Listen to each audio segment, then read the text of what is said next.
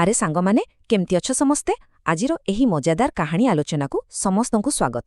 ସବୁଠାରୁ ପ୍ରଥମେ ଆମେ ଏହି କାହାଣୀର ଦୁଇ ମୁଖ୍ୟ ଚରିତ୍ରଙ୍କ ସହ ପରିଚିତ ହେବା। ଜଣେ ହେଲେ ଆମର ଗୋପାଳ। ଗୋପାଳ ବହୁତ ବୁଦ୍ଧିମାନ, କିନ୍ତୁ ବିଚାରା ପାଖରେ ଜମା ବି ଟଙ୍କା ପଇସା ନଥାଏ। ଆଉ ଜଣେ ହେଲେ ସଦାନନ୍ଦ। ସଦାନନ୍ଦ ଭାରି ଲୋଭୀ, ଆଉ ଗାଁରେ ତାଙ୍କର ଏକ ବଡ଼ ମିଠା ଦୋକାନ ଅଛି। ଏଇ ଦୁଇଜଣଙ୍କୁ ନେଇ ଆଜିର ଏହି ମଜାଦାର ଘଟଣାଟି ଘଟିବ। ଗୋପାଳ ପ୍ରତିଦିନ ନିଜ କାମକୁ ଯିବା ବାଟରେ ସେହି ଲୋଭୀ ସଦାନନ୍ଦର ଦୋକାନ ପାଖୁ ଦେଇ ଯାଆନ୍ତି। ସେହି ଦୋକାନରୁ ତାଜା ଛେନାପୋଡ଼ ଆଉ ଗଜାର ଏମିତି ମିଠା ବାସ୍ନା ଆସେ ଯେ ପାଟିରୁ ଆପେ ଆପେ ଲାଳ ବୋହିଯାଏ। ଗୋପାଳ ପ୍ରତିଦିନ ସେଇଠି ଟିକେ ଠିଆ ହୋଇଯାଆନ୍ତି, ସେଇ ମିଠା ସୁଗନ୍ଧକୁ ଖୁବ୍ ଖୁସିରେ ଶୁଙ୍ଘନ୍ତି ଆଉ ମୁହଁରେ ଗୋଟିଏ ସୁନ୍ଦର ହସ ନେଇ ନିଜ ବାଟରେ ଚାଲିଯାଆନ୍ତି। ତାଙ୍କୁ ସେତିକିରେ ଭାରି ଆନନ୍ଦ ମିଳେ।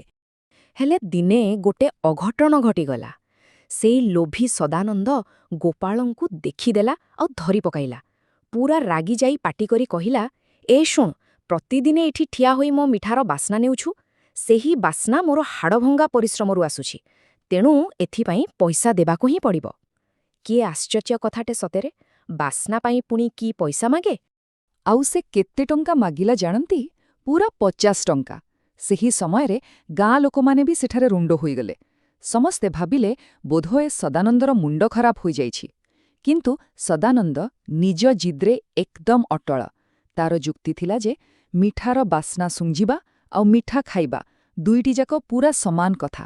ତେଣୁ ଗୋପାଳ ତୁରନ୍ତ ତାକୁ ସେଇ 50 ଟଙ୍କା ଦେବା ଉଚିତ। ଏତେ ବଡ଼ ଅନ୍ୟାୟର ଦାବି ଶୁଣିବା ପରେ ମଧ୍ୟ ଗୋପାଳ କିନ୍ତୁ ଟିକେ ବି ଡରିଲେନି କି ରାଗିଲେ ନାହିଁ।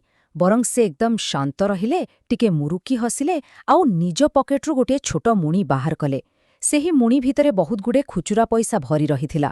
ପ୍ରକୃତରେ ଏହି ଶାନ୍ତ ରହିବା ଗୁଣ ହିଁ ଥିଲା ଗୋପାଳଙ୍କର ସବୁଠାରୁ ବଡ଼ ଅସ୍ତ୍ର। ଆଉ ତାପରେ ସେ ଯାହା କଲେ, ତାହା ଦେଖି ସମସ୍ତେ ପୂରା ଆଶ୍ଚର୍ଯ୍ୟ ହୋଇଗଲେ।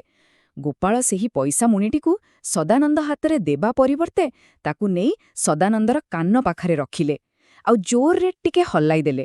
ଭିତରୁ ବଡ଼ ପାଟିରେ ଶବ୍ଦ ହେଲା, ଝଣ! ଗୋପାଳ କିନ୍ତୁ ସେତିକିରେ ଅଟକି ନଥିଲେ।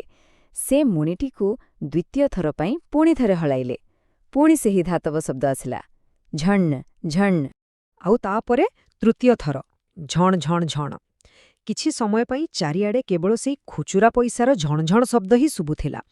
ଏହାପରେ ଗୋପାଳ ଅତି ଶାନ୍ତିରେ ସେହି ମୁଣିଟିକୁ ପୁଣି ନିଜ ପକେଟରେ ରଖିଲେ ଆଉ ପଦେ ବି କଥା ନ କହି ଆଗକୁ ଚାଲିବାକୁ ଲାଗିଲେ। ଏହି ସବୁ ଦୃଶ୍ୟ ଦେଖି ସଦାନନ୍ଦର ଆଖି ପୂରା ଖସି ହୋଇଗଲା। ସେ ଭାବିପାରୁନଥିଲା ଯେ ଏଟା ପ୍ରକୃତରେ ହେଲା କ'ଣ। ସେ ତୁରନ୍ତ ବ୍ୟସ୍ତ ହୋଇ ଗୋପାଳଙ୍କୁ ଉଦ୍ଦେଶ୍ୟ କରି ପାଟିକଲା, "ଆରେ ହେ, ମୋ ପଇସା କାହିଁ? ମୋର ସେହି 50 ଟଙ୍କା କୁଆଡ଼େ ଗଲା? ମୋତେ ମୋ ଟଙ୍କା ଦେ!" ସେତେବେଳେ ଗୋପାଳ ପଛକୁ ବୁଲିପାଣି ସଦାନନ୍ଦକୁ ଖୁବ୍ ସୁନ୍ଦର ଭାବରେ ବୁଝାଇଲେ ଯେ, "ଦେଖ ଭାଇ, ଯେହେତୁ ତୁମେ ମୋତେ କେବଳ ମିଠାର ଚମତ୍କାର ବାସ୍ନା ଦେଇଥିଲ, ତା ବଦଳରେ ମୁଁ ବି ତୁମକୁ ମୋ ପଇସାର ଚମତ୍କାର ଶବ୍ଦ ଶୁଣାଇଦେଲି। ଅର୍ଥାତ୍ ବାସ୍ନାର ମୂଲ୍ୟ ହିସାବରେ ପଇସାର ଶବ୍ଦ ହିଁ ହେଉଛି ଏକଦମ ସଠିକ୍ ପାଉଣା। କି ଚମତ୍କାର ବୁଦ୍ଧି ନା?" ଗୋପାଳଙ୍କର ଏହି କଥା ଶୁଣି ସେଠାରେ ଥିବା ଗାଁ ଲୋକମାନେ ହସି ହସି ବେଦମ ହୋଇଗଲେ। ସମସ୍ତେ ଗୋପାଳଙ୍କର ଚତୁରତା ଆଉ ବୁଦ୍ଧିର ଖୁବ୍ ପ୍ରଶଂସା କଲେ। ଅନ୍ୟପଟେ ସଦାନନ୍ଦ ନିଜର ଲୋଭ ଆଉ ବୋକାମି ପାଇଁ ବହୁତ ଲାଜ ଅନୁଭବ କଲା। ସେ ମୁଣ୍ଡ ତଳକୁ କରି ଚୁପଚାପ ନିଜ ଦୋକାନ ଭିତରକୁ ପଳାଇଲା। ଆଉ ଆମର ଗୋପାଳ, ସେ ପୁଣି ଥରେ ସେହି ମିଠା ବାସ୍ନାକୁ ଉପଭୋଗ କରି ଖୁସିରେ ନିଜ ବାଟରେ ଚାଲିଲେ।